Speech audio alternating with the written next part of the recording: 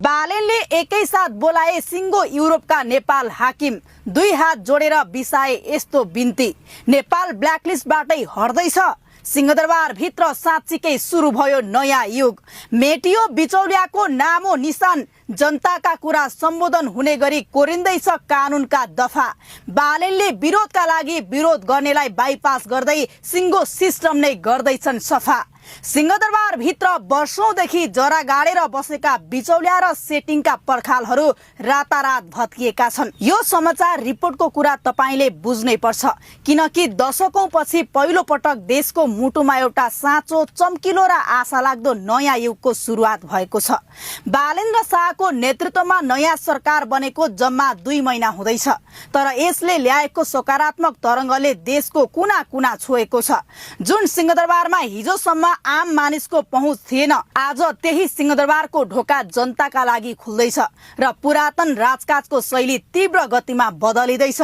तथ्यले आफै सत्य बोल्दैछन्। शक्तिको आडमा वर्षौं काठमाडौँ नछाड्ने 6,500 भन्दा बढी कर्मचारीलाई देशभर खटाइएको छ, जसले अब दुर्गमका जनतालाई सहसेवा दिनेछन्।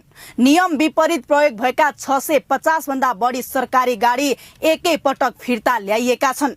1500 भन्दा बढी अनावश्यक राजनीतिक नियुक्ति खारेज गरेर योग्यता र विधिको बाटो खोलिएको छ। र सबैभन्दा खुसीको कुरा, ल फिडब्याक पोर्टल मार्फत अब तपाईँ र म आफैले देशको कानुन निर्माणमा सिधा दफावार सुझाव दिन सक्ने भएका छौं। यो किन यति धेरै महत्त्वपूर्ण छ? किनकि यसले हाम्रो दैनिक जीवनलाई सिधै सहज बनाउँदैछ। मालपोत, यातायात र नापी कार्यालयमा अब दलालको होइन, प्रणालीको राज चल्न थालेको छ। शून्य बाँकी फाइल अभियानले महिनौदेखि अल्झिएका जनताका काम अब घण्टौंमा हुन थालेका छन्।